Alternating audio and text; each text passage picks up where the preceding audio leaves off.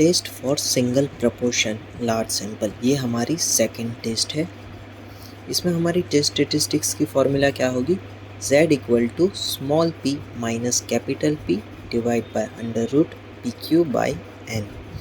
तो इसमें n क्या है हमारा सैंपल साइज, स्मॉल p क्या है हमारा सैंपल प्रपोर्शन और कैपिटल P क्या है टोटल पॉपुलेशन प्रपोर्शन। तो जब हमें क्वेश्चन में क्या क्या चीज़ें दी गई होगी तब हमें ये वाली टेस्ट अप्लाई करनी है। तो उसमें है पहला कंडीशन n तो हमारा 30 से ज़्यादा, n हमारा ग्रेटर देन 30 होना चाहिए, यानी वो लार्ज सैंपल में एंटर हो चुका है। कैपिटल P यानी हमें टोटल पॉपुलेशन प्रोपोर्शन हमें दिया गया होगा, प्रोपोर्शन हमें सवाल में दिया गया होगा। फिर हमें x जो एक सिंगल ही एलिमेंट बचा है x दिया गया होगा, तो तब हमें ये वाली फॉर्मूला अप्लाई करनी है। और स्मॉल p क्या होता है हमारा x बाई n, जहाँ पे x है नंबर ऑफ सक्सेस। तो क्वेश्चन देखते हैं, a manufacturer claim that at least 95% of the equipment which he supplied to a factory confirm to the specification. An examination of a sample of 200 pieces of equipment revealed that 18 were faulty. Test his claim at 5% of level of significance. तो ये जो हमें 95% दिया है ना, ये हमारा है कैपिटल P और ये जो है वो होगा हमारा N और ये 18 फॉल्टी दिए गए हैं हमें, और हमें तो चाहिए नंबर ऑफ सक्सेस। तो हमें अनफॉल्टी इसमें से फाइंड करना होगा, यानी 200 माइनस 18 करेंगे तो आंसर आएगा 182। तो वो उससे हमें इनडायरेक्टली ये अनफॉल्टी जितने भी इक्विपमेंट है वो मिल जाएंगे। और test the claim at 5% of level significance, तो n पहले लिख देते हैं 200, पहली कंडीशन हमारी ट्रू, x हमारा दिया गया है यानी ये कंडीशन भी ट्रू और p भी दिया है, तो मतलब ये वाली टेस्ट स्टेटिस्टिक्स हम अप्लाई करेंगे फोर्थ स्टेप में। तो इसमें क्या किया हमने 200 माइनस 18 किया तो हमें अनफॉल्टी मिल गया, यानी नंबर ऑफ सक्सेस 182।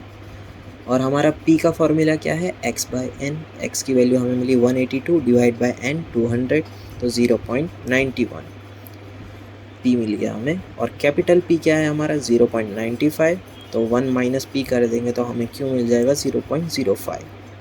अब आते हैं नल हाइपोथेसिस पे। नल हाइपोथेसिस में हमने क्या लिखा है p क्यों लिखा है, हमारा टॉपिक क्या चल रहा है प्रपोर्शन। प्रपोर्शन को हम किससे इंडिकेट कर रहे हैं p से, इसके लिए हमने यहाँ पे p लिखा है, p इक्वल टू 0.95, ये यहाँ से लिया है 0.95, that is the proportion of a pieces conforming to the proportion is 95%। ये जो पहली लाइन है ना हमारी कहाँ गई, यहाँ से लेके ये लिखी है थोड़ी शॉर्ट करके। अब अल्टरनेटिव हाइपोथेसिस क्या होगा, इसमें लेस देन होगा। क्यों, ये भाई साहब बोलते हैं कि 95% इनके इक्विपमेंट अकॉर्डिंग टू स्पेसिफिकेशन है और उसमें से भी 18 फॉल्टी निकलते हैं, तो यानी ये 95% और कम हो जाएंगे ना 18 फॉल्टी निकलने की वजह से, ठीक है। तो लेस देन आएगा, लेस देन आएगा। और अगर अभी भी समझ में नहीं आया तो 200 इक्वल टू हमारा परसेंटेज कितना होगा 100%, और 18 का परसेंटेज निकालेंगे तो कितना होगा 18 इंटू 100 डिवाइड बाय 200। खतरनाक हैंड राइटिंग निकलती है मेरी इस पे। तो 0 कैंसिल, 18/2 9%, 9% माइनस 100% करेंगे तो 91% मिलेगा हमें, जो 95% से कम है। तो इसके लिए हमने लेस देन वाला टर्म, वहाँ लेस देन साइन हमने यूज़ की है वहाँ पर। तो ये लेस देन का फंडामेंटल क्लियर। तो अब इसमें क्या लिखेंगे, यही the proportion of pieces conforming to the proportion is less than or not equal to 95। not equal to नहीं मत लिखना, ठीक है। अल्फ़ा की हमें वैल्यू दी गई है 5% लेवल, तो इसके लिए हमने लिखा है 0.05। अब z स्टेटिस्टिक्स की फॉर्मूला अप्लाई करेंगे, small p minus capital P divide by under root PQ by n। Small p हमने फाइंड किया था 0.91 और कैपिटल P 0.95 और बाकी सब वैल्यू भी हम पुट कर देंगे तो हमें आंसर मिलेगा -2.59। अब हमें क्रिटिकल वैल्यू कैसे देखनी है, यहाँ पे हमें लेफ़्ट टेल टेस्ट मिली है, तो लेफ़्ट टेल टेस्ट की वैल्यू हम देखते हैं। लेफ़्ट टेल टेस्ट में 5% ऑफ लेवल ऑफ सिग्निफिकेंस, ठीक है। लेफ़्ट टेल टेस्ट में 5% यानी 1.645। तो ये हमें एग्ज़ाम में दिया होगा या फिर क्वेश्चन के लास्ट में वैल्यू दे दी गई होगी, तो उससे हमें ये भी पता चल जाएगा कि ये लोग z 0.05 करके लिखेंगे ना ऐसे क्वेश्चन में लास्ट में z, जो हमने अभी कौन सा था ये पहला लेक्चर उसमें ही देखा था, पेपर में लास्ट में लिखा हुआ था वैसे। तो फिर 1.645 लिख देंगे। तो ये हमारा z है 2.59 और z अल्फ़ा है हमारा 1.645। तो z हमारा ग्रेटर देन आर है, ग्रेटर आर यानी रिजेक्टेड, हमारी नल हाइपोथेसिस रिजेक्ट हो जाएगी एट अ 5% ऑफ लॉस यानी level of significance, that is the manufacturers claim is rejected. होगा ही ना, यहाँ पे 95% बोल रहा है और यहाँ पे हमने अभी गिना तब 91% आ रहा था, तो इसके लिए रिजेक्ट हो चुका है।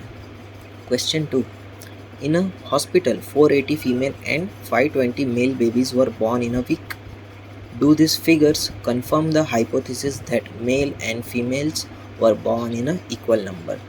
तो n हम क्या करेंगे, इन दोनों को प्लस कर देंगे और फिर हम क्या करेंगे, कैपिटल P फाइंड कर। अरे इसमें तो मेल और फीमेल दिए गए हैं, तो उसमें से हम एज अ फीमेल के लिए ले रहे हैं तो 1/2, मेल और फीमेल है ना, तो 1/2 होगा तो 0.5 और Q के लिए भी 0.5 ही होगा।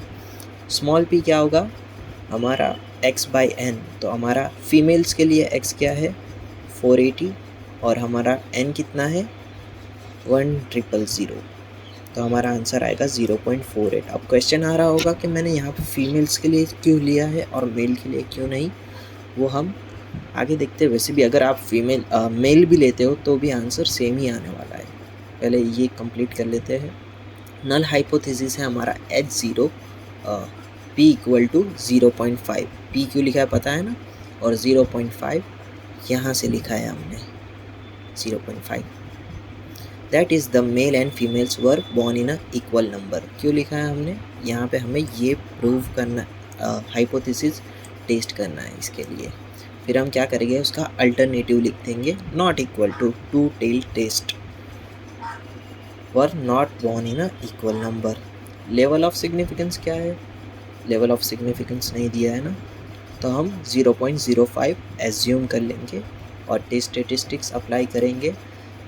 Small p minus capital P divide by under root capital PQ by n और यहाँ पे हम वैल्यू पुट कर देंगे 0.48, 0.5 और ये सब पुट करने के बाद हमारा आंसर आएगा -1.265 और हम उसको मॉड्यूलस लगा के प्लस कर देंगे और क्रिटिकल वैल्यू तो हमारी 1.96 वापस आई है। तो यहाँ पे क्या हो रहा है, z लेस देन हो रहा है हमारे z अल्फ़ा से, 1.265 कम है ना 1.96 से, तो लेस की वजह से एक्सेप्टेड हो रहा है हमारा नल हाइपोथेसिस, मतलब कि male and females were born in a equal number. अब हाँ, यहाँ पे मेल के लिए अगर हम लिखते हैं तो यहाँ पे क्या होगा 520 वापस यार 520 डिवाइड बाय 1000, तो भी आंसर क्या मिलेगा 0.52। ठीक है, 0.52 मिला, यहाँ पे हम पुट करेंगे 0.52, तो भी आंसर मिलेगा हमें यहाँ पे 0.52 माइनस 0.5, 0.48 का आंसर क्या आएगा -0.02। आगे 0 लिख देता हूँ तो कन्फ्यूज़न होगा। और ऊपर क्या आंसर आएगा इक्वल टू 0.02। ठीक है, तो फ़र्क क्या आया, सिर्फ निशानी का फ़र्क था, साइन का फ़र्क था।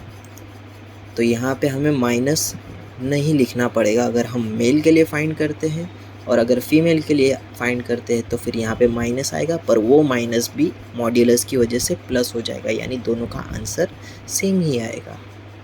और यहाँ पे हमारी सेकंड टेस्ट भी कंप्लीट।